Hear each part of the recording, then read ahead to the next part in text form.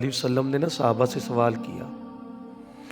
فرمایا بتاؤ میرے صحابہ کون سی عورت ہے جو اللہ تعالیٰ کے بڑے قریب ہے، جو اللہ کی نیک ترین بندی ہے، اللہ کے قریب ہے، اس نے اللہ کی رضا حاصل کر لی ہے، اللہ کا قرب حاصل کر لیا ہے، وہ کون سی عورت ہے، اس کے اندر کون سی صفات ہے کہ جن کی بنیاد پہ وہ اللہ کے قریب ہو گئی؟ تو صحابہ نے جواب دیے، کسی نے کہا حضور نمازی ہونی چاہیے، کسی نے کہا حضور روزے دار ہوگی، کسی نے کہا اپنے ماں باپ کی فرما بردار ہوگی، کسی نے کہا شوہر کی خدمت گزار ہوگی۔ حضرت مولا علی شیر خدا کرم اللہ تعالیٰ وجہ الکریم فرماتے ہیں کہ میں مجمع میں سب سے پیچھے بیٹھا ہوا تھا اور قد بھی میرا دراز نہیں تھا، تو میں مجمع کے پیچھے سے ہی نکلا اور میں نے سیدہ خاتون جنت حضرت فاطمہ الزہرا سے جا کے پوچھا، میں نے کہا فاطمہ بتاؤ ذرا، ایک سوال حضور نے کیا ہے تو ابو بکر بھی اس کا جواب نہیں دے سکے، عمر بھی نہیں دے سکے،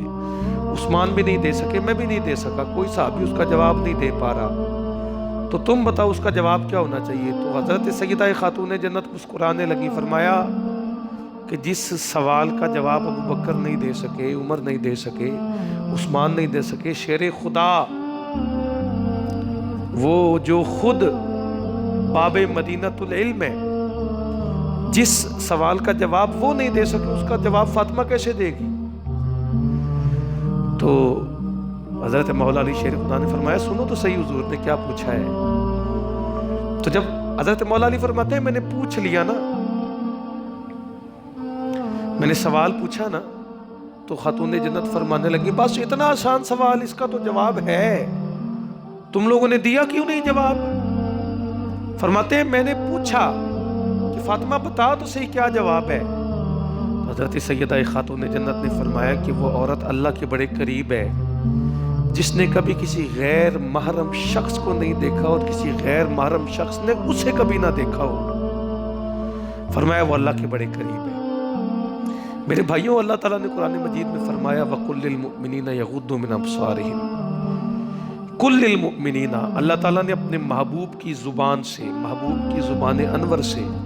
اللہ پاک نے یہ حکم جاری فرمایا کہ اے محبوب مومنوں سے یہ فرمائے، مومنوں سے یغضوا من ابصارہم کہ اپنی نگاہوں کو جھکا کے رکھیں، نگاہوں کو جھکا کے رکھیں، وَيَحْفَظُوا فُرُوجَهُمْ، نگاہیں جھکی ہوں گی، پھر فرمایا کہ شرمگاہوں کی حفاظت کریں۔ آنکھ کا جھکنا انسان کے با حیا ہونے کی علامت ہے، آنکھ کا جھکنا انسان کی شرم اور حیا کی طرف اشارہ کرتا ہے کہ یہ بندہ جو ہے یہ شرم والا ہے، با حیا ہے،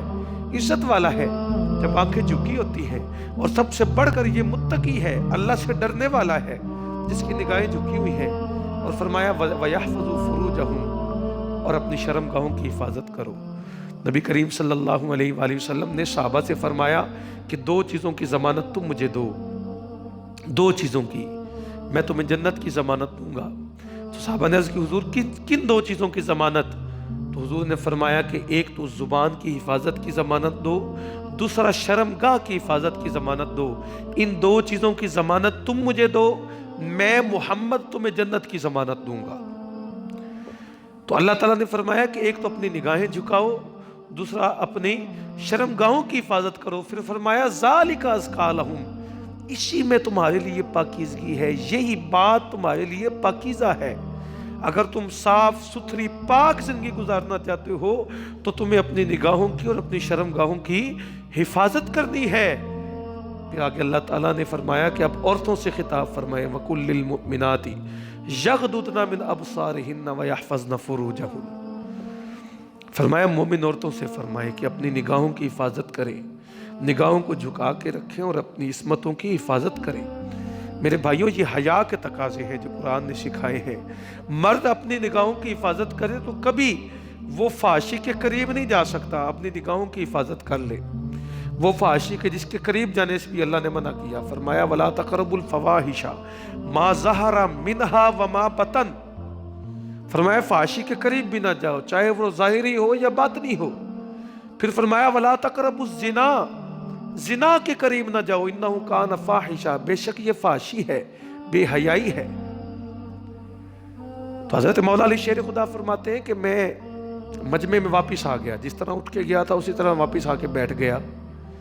تو رسول اللہ صلی اللہ علیہ وآلہ وسلم کی طرف دیکھ کے عرض کی یا رسول اللہ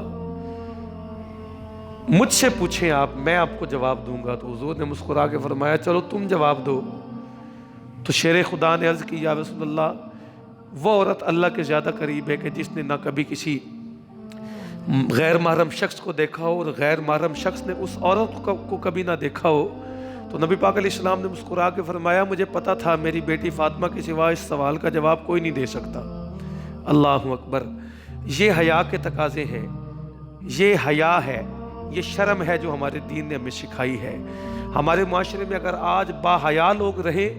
اگر شرمیں جو ہیں وہ محفوظ ہو جائیں اور لوگ جو ہیں وہ شرم اپنے اندر پیدا کر لیں اور حیا کی دولت انہیں جو اللہ پاک نے دی ہے اس کو اپنا لیں، تو کبھی اس معاشرے میں بچوں بچیوں کے ساتھ زیادتی کے واقعات، پھر ان کو قتل کرنے کے واقعات کبھی بھی اس ملک میں نہ ہوں۔ بیٹیوں کی بھی عزت ہو، ماؤں کی بھی عزت ہو، بہنوں کی بھی عزت ہو، بھائیوں کی بھی عزت ہو، ہر شخص ہر عورت کو اچھی نگاہ سے دیکھے اور ہر عورت ہر مرد کو عزت کی نگاہ سے دیکھے۔ یہ تب ممکن ہے کہ جب بندے کے اندر شرم اور حیا جیسی دولت ہوگی۔ میرے بھائیوں ہمیشہ اس چیز کا خیال رکھنا۔